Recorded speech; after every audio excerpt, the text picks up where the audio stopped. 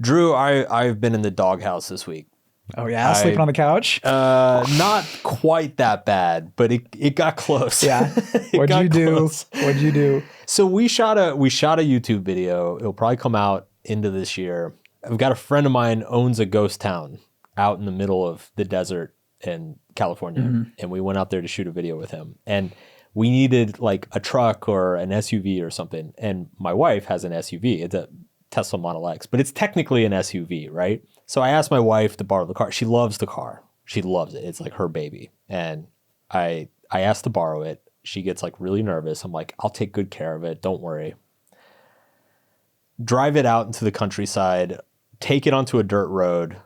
As soon as we turn off onto the dirt road, within 5 minutes, it gets a flat tire. Oh God. It turns out, I didn't realize this. It turns out that Teslas weigh like 1 million pounds, and the whole like sport utility vehicle, it's not really a sport utility vehicle. You're not really supposed to take it off road. You're supposed to drive it around LA. And the thing is, Teslas have special tires. You can't replace them anywhere. You have to wait for a Tesla truck to come get you. I was about 3 hours outside of any major city. And worst of all, the app immediately notifies the owner via the phone. So within 5 minutes, my wife called me and was like, what the hell did you do to my car? So the YouTube team, we spent half a day stranded in the California desert with a flat tire, and they were all freaking out of like, how are we going to get home? And my biggest concern was like, my wife's going to fucking murder me when I get back. So I'm here, I'm alive. But yeah, it's a little touch and go in the Manson household this week. Okay. Yeah, all right. I feel for you. Yeah, rent a car next time, dumbass. That's the lesson. I didn't know that about Teslas, though. The SUVs. That's crazy. Public service announcement. Hey, Elon, like if you advertise an SUV, make sure it can fucking actually drive like an SUV. I mean, I love the car, but holy shit. It was like literally 5 minutes. It got a flat. That sucks. Yeah. It's the Subtle Art of Not Giving a Fuck podcast with your host, Mark Manson. Today we're talking about risk, and I guess that is, in a nutshell, my problem. I take too many risks. Yes. I just go for it. You and I are different in this way, and so I think we can get into some of that in this episode and talk about why and how we both approach it. And I'm curious to know more about your approach to risk too. But okay. Yeah. But first, the fuck of the week. Okay. You and I were both recently reading Nate Silver's new book, On the Edge. And there's this one part in there where he asked the question, like, if you were to live your life 1,000 more times, how likely would it turn out as good or as bad as the one you have right now? And so I think that's a great way to frame a conversation around the role of luck in our lives and how much of a fuck we should give about luck, how much we should attribute things to luck in our lives, how much we should appreciate luck or disregard it as a force in our lives. How do you approach that? How do you think about good and bad luck in our lives? Luck is such a funny thing because I think so much of it hinges on how you actually define luck. Right. Like most people, I think, define luck as fortuitous or unfortunate things that happen to them, right? So I'm driving off-road, I get a flat tire. Wow, that's bad luck. Is it though? Like, there's another way to look at it, which is that everything has an associated risk with it. No matter how safe whatever you're doing is, no matter how stable and consistent it is, there's always a small outside risk that something could go wrong. And similarly, everything you do, there's a small outside chance that something could go really, really right. So I think it, like, people see luck as just this, like, I don't know, like winning the lottery or something like that. I think you can actually manipulate luck in your life. You can put yourself in situations where you increase the odds of good things happening. Similarly, you can put yourself in situations where you increase the odds of bad things happening, right? So I think really luck is just, it's actually just risk management. Right. And people who don't ever think about risk management, they just kind of sit around and blame things on luck. Right. It's interesting you bring that up. I looked up some of the research around luck, and I'm not sure about like the actual findings that they find about, oh, this is what luck is or isn't, or how people can manipulate luck. What I do like about the research, though, is they have found a way to kind of frame the way people think about it and explain the way people think about it. So whether the actual findings of these studies are correct or not, I really appreciate the way that psychologists have framed the discussion around luck. Okay. So they find that people kind of tend to either think that luck is a stable force in their lives. Yeah. Right. And whatever happens to them, like you were just saying, whatever happens to them is a result of luck. And then there's other people who just see it as more random and chance, which is more probably rational. According to psychologists, I think that's a more rational belief system to have. And those are kind of stable over time. But they do also find too that you can create your own luck. Like you were just talking about, you can influence this. Yeah. And they've kind of identified these 4 different ways that people create luck. And you've talked about this before. You wrote about this a long time ago. And it kind of matches up with what you found too. But they find that creating and noticing chance opportunities in your life, so just engaging with chance is a way to be lucky.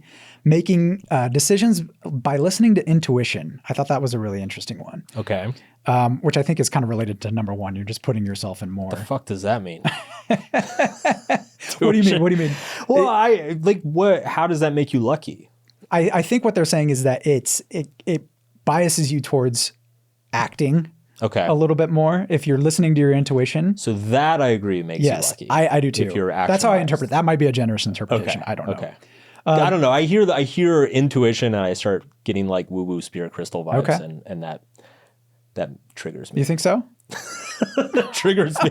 There's no, I don't know. No crystal I've ever bought made me more lucky. So okay. Well, this next one, maybe this is related to it too, but the third one is creating self-fulfilling prophecies via positive expectations. So being an optimist and just that becoming a self-fulfilling prophecy. Right. That is a thing, 100%. I don't know if that's luck though. It's the perception of luck. Again, these are psychologists talking about this. Yes, Perception of luck. The perception. I imagine that if you perceive yourself as being a lucky person, you will probably notice more opportunities. You will probably take advantage of more opportunities. So that makes sense. Okay. Yeah, I guess when I've thought about this, I've always thought in much more concrete terms. Like I always think of it as just like, how can I create more surface area for opportunities to happen, right? So a simple example is just meeting more people. Right. Like always say yes to meeting more people.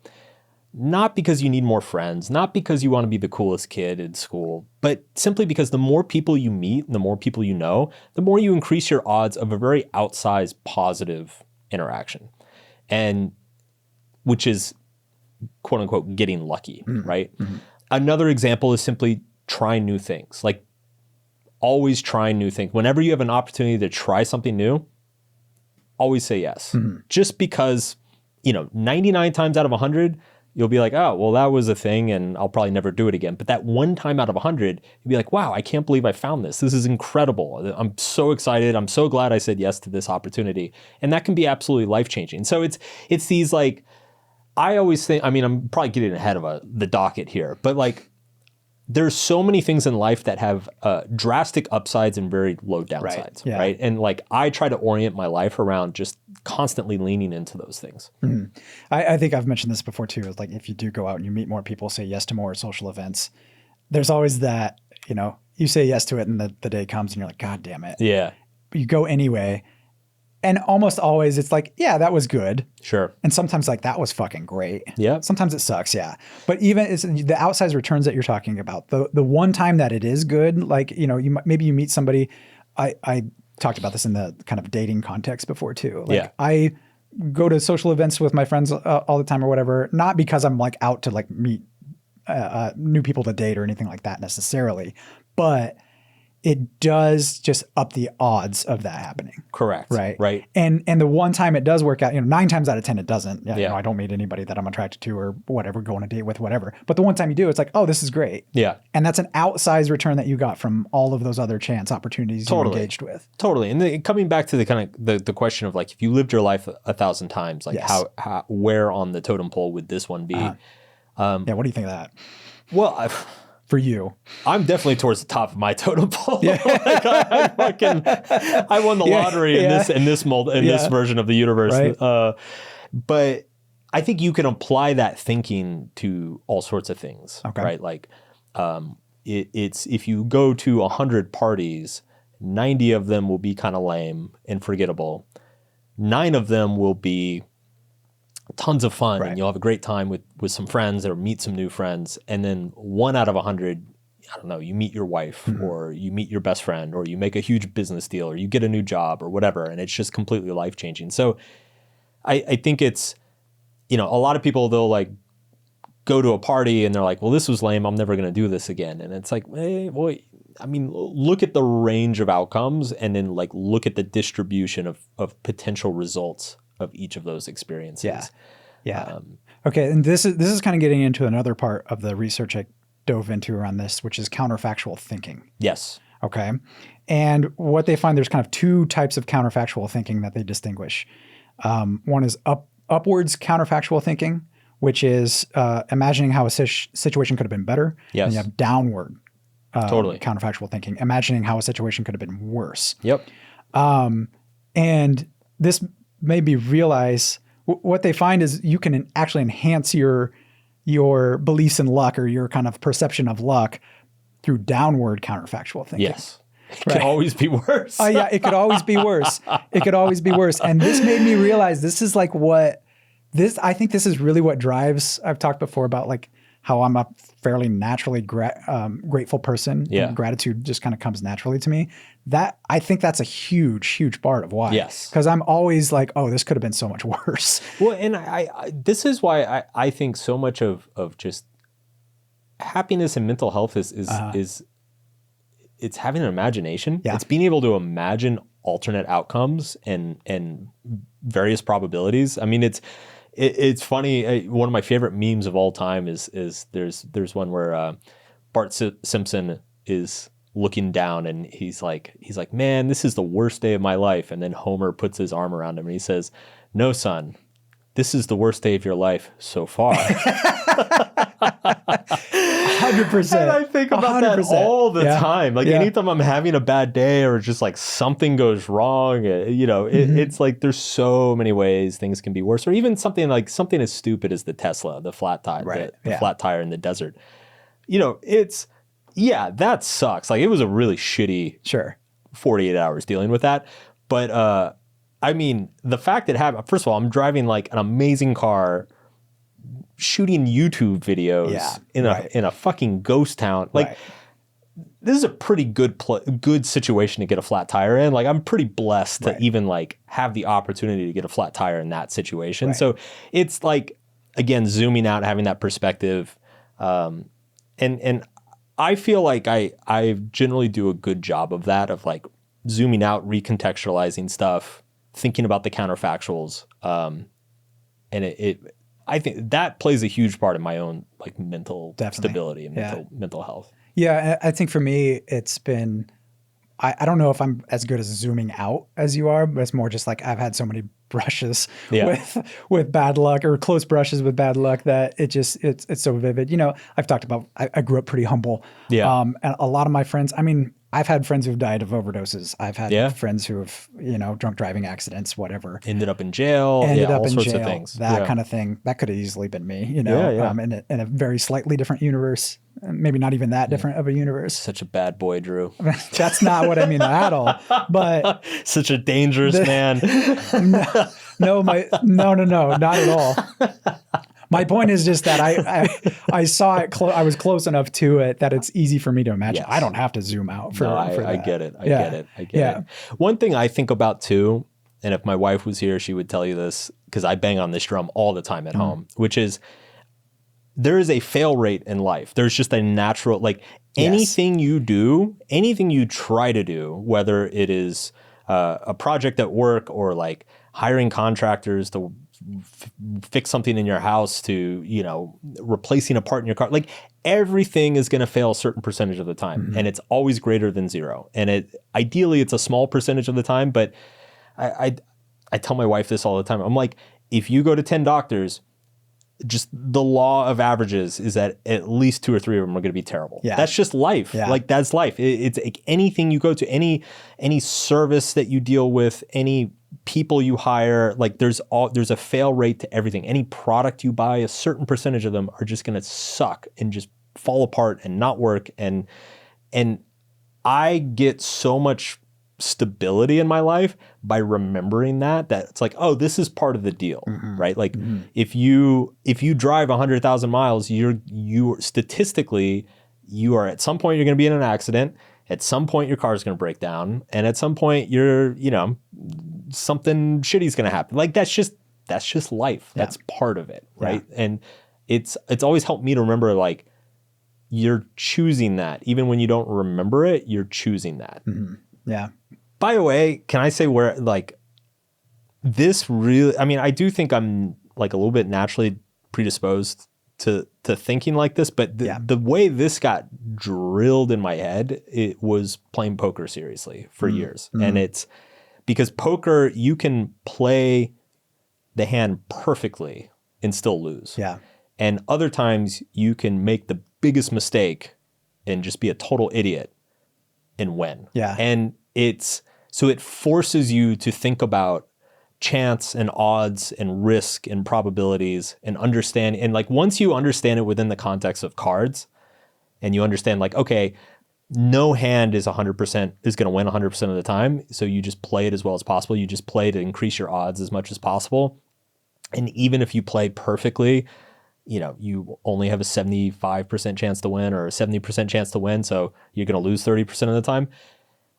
Like, once that just gets like fully baked into your brain like that, you can't help but see it everywhere else in your life.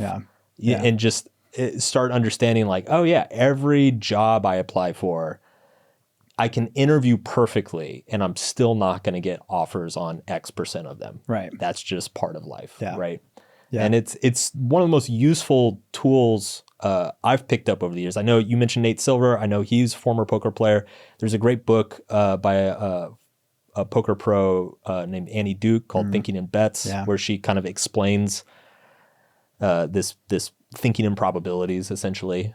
But it honestly, it's one of the most, I mean, I still love poker and I'm still glad I played, but even if I hadn't won a bunch of money playing poker, I would still be so grateful because it just like gave me this mental tool set to like approach everything in my life this way. Yeah. When I played a little bit of poker, and there was one game we played with some friends one night, and we went for hours and hours and hours.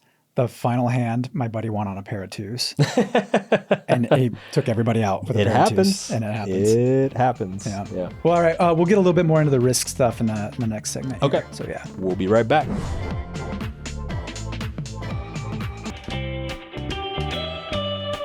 We're back. All right. What's brilliant? What's bullshit? What are we debating today, Drew? Well, on the theme of risk, still, Mark, are we a bunch of chicken shits? Probably. Do you think so? Yeah. Probably. I don't even know what you're about to tell me. The answer is yes. Well, I in thinking about luck and mitigating risk in our lives, it just got me to thinking, do we not take enough risk in our lives? Mm-hmm. Is it brilliant or bullshit that we should take more risk in our life, especially financially, socially, with our careers? Well, set some context here. Okay. I know you dug up some numbers. Yeah. And tell me, give us some context. Yeah. So there was a study, this was like 2018, 2019, and it was a survey done to evaluate Americans' appetite for risk, and specifically around financial risk, career risk, and social risk. Those were kind of the three things. And probably unshockingly, most people tend to play it pretty safe. Mm-hmm. Something like 72% prioritize stability over risk in their financial dealings, as opposed to like going for higher returns with a higher risk. They quantified financial risk tolerance, and it was 4.9 out of 10 for the average person. So 5 out of 10, you're right in the middle. People are right in the middle with that. Most people prefer job stability. Like 65% say they would take job stability over a less stable job that might be a little bit more fulfilling or fun, or maybe has the chance of someday paying off more. Sure. Which I find interesting because so many people hate their jobs, but they're like, no, I want a stable job still at the same time. Yeah, it's like 70% of the population hates their jobs. Yeah, right. At least that. Living situation, 76% of people just don't even want to move, which moving is a stressful event in your life, but still it's like, there could be a huge upside to that we never think about. 66% say they just want to stick to familiar friends rather than meeting new people. You were just talking about going out and meeting new people. Yeah. It's just basically what they found in this survey anyway. Only about a quarter of the people enjoy any sort of risk, actually actively enjoy risk taking, not just, I'm willing to accept some risk, but they actively enjoy risk taking. I would be willing to bet that is decreasing as time goes on as well. I would agree. Yeah, I know like Gen Z is famously very risk averse. I feel like as the population in general gets older, it becomes more risk averse. It does feel like people in general are more risk averse today than they were, say, 20, 30, 40 years ago. It's hard to answer this because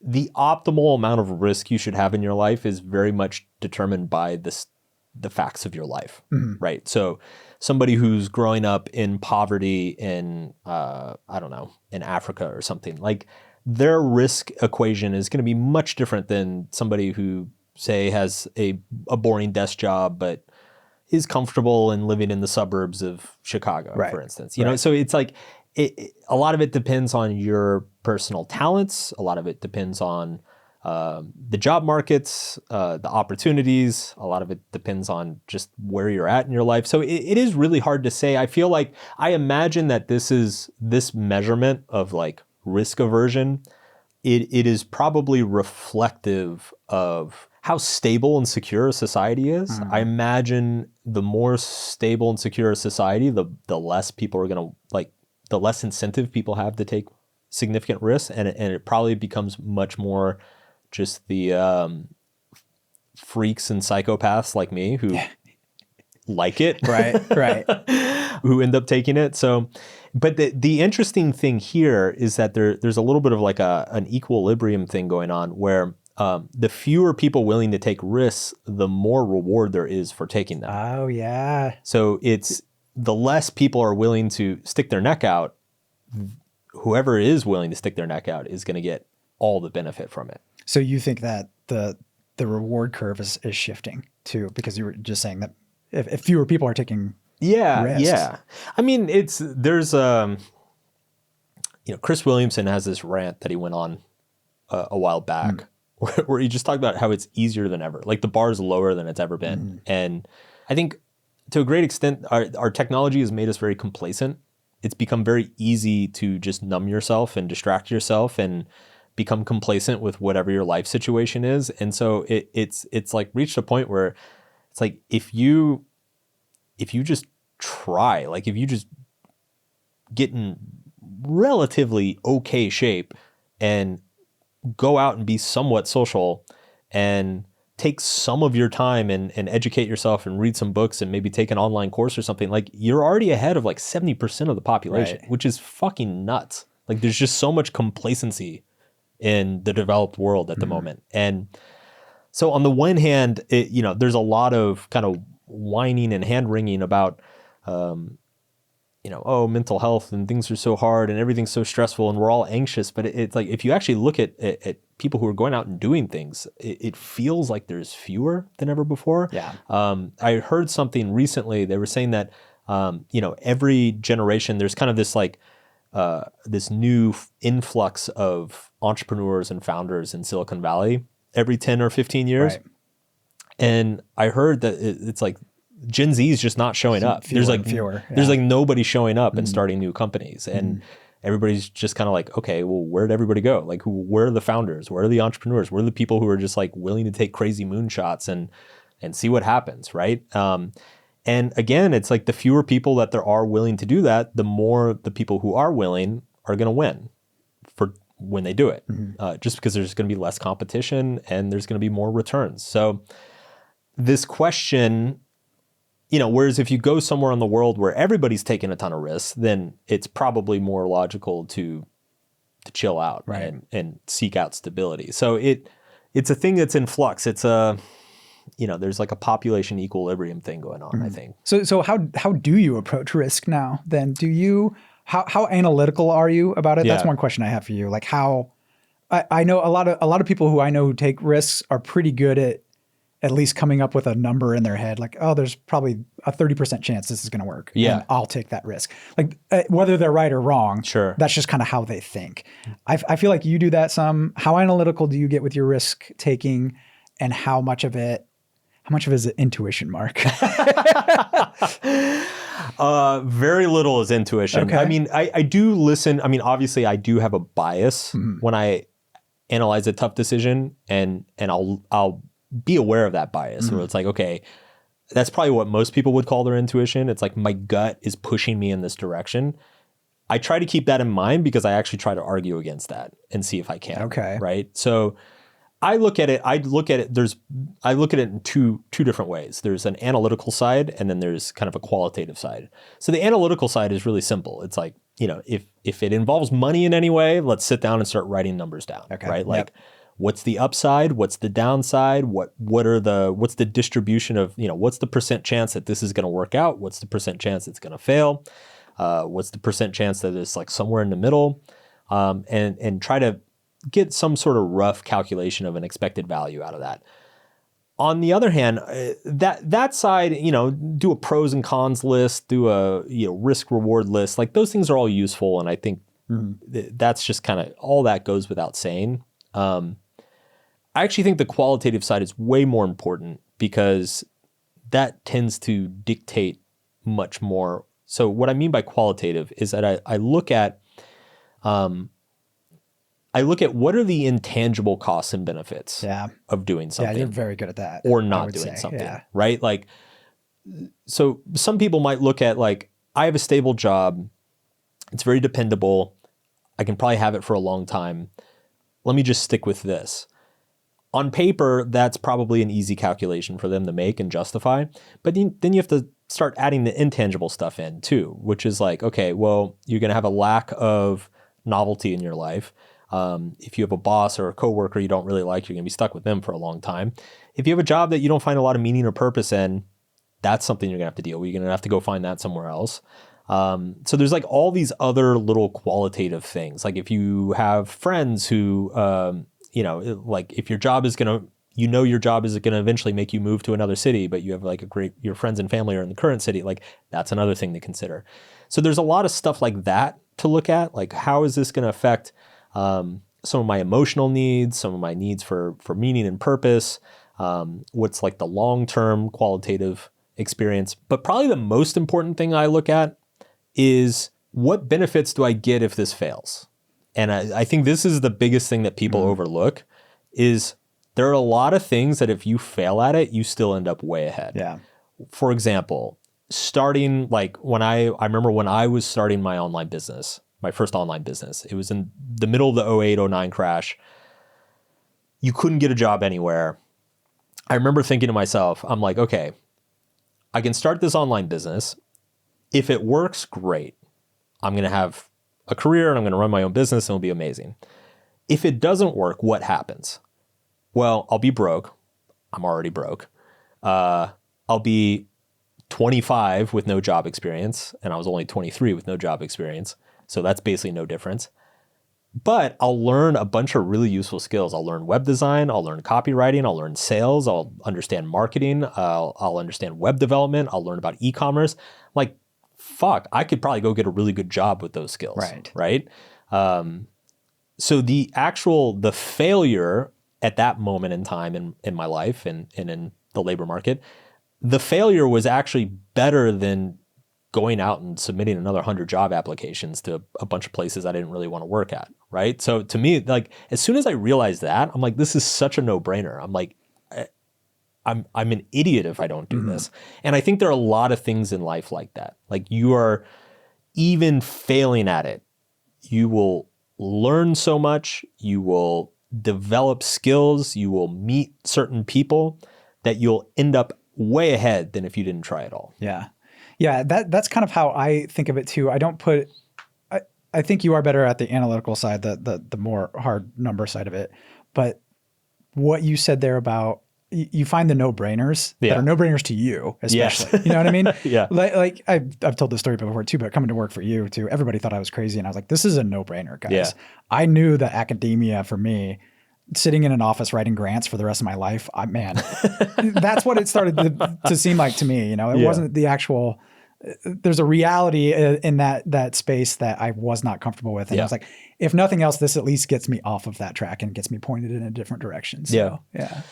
The other thing to think about too is there are certain things that like the upside is so vastly high compared to the downside that you would also be stupid not to do it. Like, there are so many asymmetries of risk, and people don't stop long enough to think about that. Right. The most simple example that I give all the time is if you're at a party or a dinner or something and you see an attractive stranger, what is the risk reward of talking to that attractive stranger? What is the very best thing that can happen, and what is the very worst thing that can happen? The very best thing that can happen in that moment is that you meet your future spouse or partner or whatever, and or even just a partner for a few years, but they change your life, they influence you, you have this great, like, incredible life enriching experience together. That's the upside. That's massive. The downside is maybe you embarrass yourself for a few minutes or look like an asshole in front of a few people. Well, if you got a brain that works like mine, Mark, I'm going to be crying in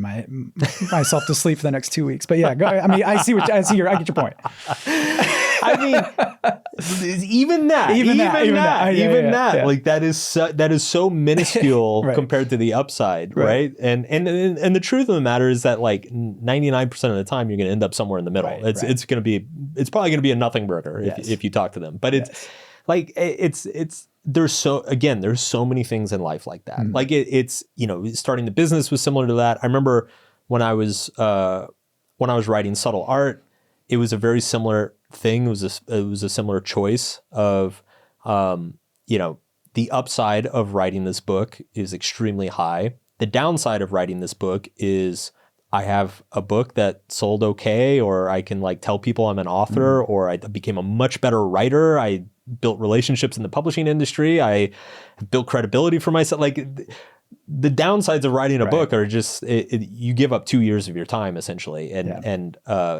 So it was a no-brainer, so to speak. You came to me when you were writing the book, and that's what you said. You're like, this is either going to, set me up for decades to come, or we just move on to the next one. Yeah, or we just try the next project. And I was like, yeah, that makes a lot of sense. And we this business is it's a hits business, right? Like, I mean, as you've seen, you put out 50 pieces of content, 40 don't really do a whole lot. 9 do really well, and then 1 is just like,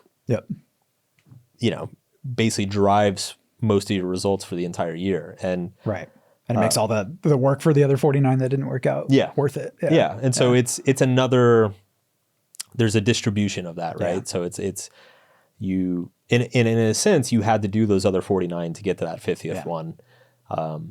You can't just only do the 50th one. I think that's one of the biggest takeaways I've had from working with you two, is that like trying 2 or 3 times, that's not risk taking.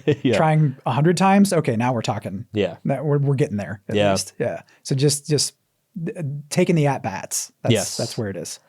Yeah. And it comes back to poker, right? Like you can sit down for a single session in poker and get dealt amazing cards and lose money the entire night. Every single time, yeah. But you have to realize that you have to sit down and play thousands of hands over many nights for that to even out and you to come out ahead. Like you can still be making good decisions, but you're like, I simply have to play for hundreds of hours for this luck to even out, right? Yeah. So yeah. Kenny Rogers was right. What did he say? You got to know when to hold them. Know when to fold them. Wow. Know when to walk away. That's deep. We better cut this. We better go to break. Go to an ad. Hurry, quick. This is devolving fast. We'll be right back.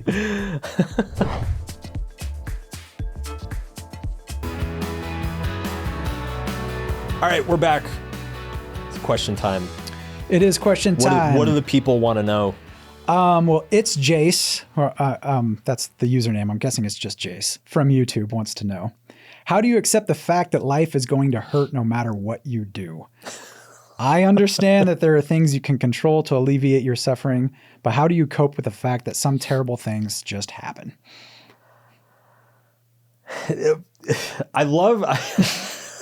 This is such a dark question. It is. Such a fucking We're dark ending question. on a dark note. This reader is a fan after my own heart. It's like, how do you tolerate that everything causes suffering?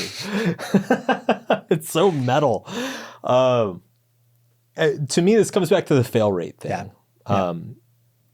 And again, I think this is something that we don't think about it because it's uncomfortable. Like, again, if you zoom out, right? Mm-hmm. Like, let's not just talk about, dentists and contractors or car parts. Zoom out. Everybody you know is going to die at some point. Mm-hmm. Most of the people most of the people you care about in your life will die at some point during your life. And the only people that's not true for are the people who are going to die first. Yeah. So, it's these sorts of tragedies. I mean, statistically speaking, I think it's like a third of the population contracts cancer at some point. Like 10% of the population will get in a serious physical accident at some point. These things are normal, and we like to pretend they're not. We like to pretend that they're a great misfortune. But over a long enough period of time, over a large enough sample size, almost all of us are going to have some sort of dramatic, calamitous event in our lives. And that's just a fact. Mm-hmm. And so when I hear a question like that, like, how do you deal with it? I don't think you deal. Like, I think you just accept it. That's just, you stare it in the face. You stare it head on. You don't try to avoid it. You don't try to look away. That is part of the deal. You get to live. You get to do all these cool things. You get to, fucking ride the Ferris wheel and eat great food and have sex and joke with your friends and everything. But part of that bargain is you have to have a tragedy every once in a while. That's just how life goes. And you have to take both together. You don't get to have all the joyous moments without the tragedy, and you don't get to have you don't have the tragedy without the joyous moments. So to me, this is, the Buddhist in me is like, just stare it in the face, man. Yeah. Like, don't fucking look away. Like, this is life. This is what you're doing here. Yeah. I've even found too that, like, when things are going well, I always try to remind myself, I'm like, okay, the other shoe's going to drop at some point. Yeah. And that doesn't help. It doesn't help. Because you're right. You just have to accept that, because when things are going great and you're like, okay, preparing myself, something's around the corner, not like in a pessimistic, negative way, just like, look, enjoy this while it lasts. Yeah. It's going to end. It's all going to end one day. And yet when those things come, it still just sucks. Yeah, it sucks. Still and it sucks. It never won't suck. And you shouldn't try to make it not suck. Yeah. Like, you should grieve and be sad and be upset when these things happen. Is there anything to that, like that grieving process? Do you think, they talk about the whole grief process. Mm-hmm. Even that doesn't, I don't know, that doesn't work for me. Well, it's funny because if you talk to grief counselors, they say, like, the worst thing you can do is just try to avoid the process. Right? Like, try to avoid the emotions that you're feeling, try to avoid the reality of what's happened. I think the second worst thing you can do is probably try to hurry through them. Yes. So it's just the process. Like you said, you just have to face it. Yeah. I think, again, having that context, understanding that this is also part of life, and this is also part of what makes life rich. And, it is kind of the calamitous moments, the tragic moments that remind us what matters. They remind us to be grateful for what we have, to take care of the people who are still with us. I think it's important to kind of see there's like a sad beauty in a lot of these events and experiences. There's a lot of good that can be pulled out of them, that can be wrung out of them through the grieving process. And so I think, and I come back to, if you've been fortunate enough to survive a bunch of difficult situations, you learn that. Mm-hmm. You learn that, yeah, that was awful. I never want to do that again, but I'm a better person for it. Mm-hmm. And it's reminded me to be better to the people I care about in my life because of it. Right. But if you've never had any of those experiences, then it just seems horrible and awful, and you want to avoid it as much as possible. Right. Yeah. And we've talked a lot about post-traumatic growth and the podcast you've written about it. The point there too isn't that, like, as you just mentioned, it's not that these traumatic events or the awful things that happen to us are good. They're not in any way. Yeah. It's all about the process thereafter. Yeah. And it isn't even, I don't think it's like seeing these things in a positive light or changing the way you see trauma or awful things that happen to people. It's more just like, yeah, this is a part of life, and accepting that and finding a way to, like you said, stare it in the face, accept it, and be like, this is what it is, and this is what I'm dealing with, and taking responsibility for it. Yeah. There's two things, right? There's the event itself, and then there's the narrative and the meaning you create around the event. Right. And the event itself will always be horrible and tragic and painful, but the meaning and the narrative you wrap around it can be quite positive. Yeah, it's the two arrows of Buddhism, the two arrows of pain, the initial pain and the interpretation of the pain. Yes, you can derive a lot of power and meaning from tragic events, and I think developing the ability to do that is one of the most useful things. And again, I bring it back to the discussion of risk. The risk aversion. I think a lot of it is because people don't feel equipped to do that. So they're like, well, if I fail at this, then my life's over. And it's like, well, no, it's not actually. You'll actually learn a lot from that failure, and you'll probably become stronger and more resilient and more resourceful. And so, yeah, what's the downside again? Yeah. But if you don't feel equipped to do that when things go wrong, then you'll just avoid things going wrong as much as possible. Yeah. Yeah. Well, the age-old question, why do good things happen to bad people? Is that the right question even? I've always wondered about that. I'm like that, because what we're talking about is that, just terrible things will happen. Wait, did you just say, why do good things happen to bad people? I probably did, didn't I? You meant what I know. Why do bad things happen to good people? Why do good things happen to bad people too? Why do good things happen to bad people? That's the other side of the question. That's actually, look, I was being profound and you didn't even know it. Oh. That is a stumper right there. Yeah. Why do good things happen to bad people? I mean, both good and bad things happen to both good and bad people. Right. Things just happen. We like to imagine that there's like a divine justice that is just partitioning perfectly, like, only good experiences for the good people and only bad experience. No, life is really complicated. Yeah. I don't know if that helps, but yeah. Sorry, Jace. No, again, because I go back to it, I'm just like, even you can do all of this, and you can say, okay, and a lot of the questions we get are, how do I just feel better about this? And it's like, wow, I don't know if you do. This is what we do here, right? Yeah. Like this whole industry is full of people promising to make you feel better about bad things, and sorry, I'm not that guy. Yeah. Like bad things, like there are always going to be things in your life that make you feel bad, dude. Sorry. But you'll get better at it. That's a super cheery note we should end on right there, I think, Mark. It's got dark pretty fast.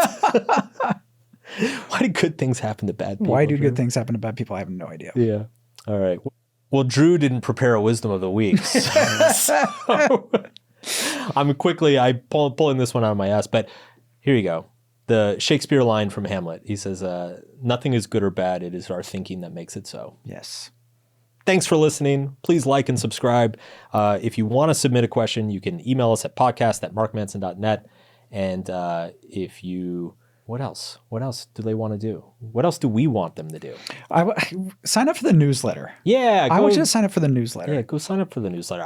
We send out a couple pieces of advice every Monday morning, and then we share other readers' breakthroughs from the previous week. The newsletter is called Your Next Breakthrough. I think that's it. All right, we'll be back next week. Thank you, everybody. Bye, guys. The Subtle Art of Not Giving a Fuck podcast is produced by Drew Burney. It's edited by Andrew Nishimura. Jessica Choi is our videographer and sound engineer. Thank you for listening, and we will see you next week.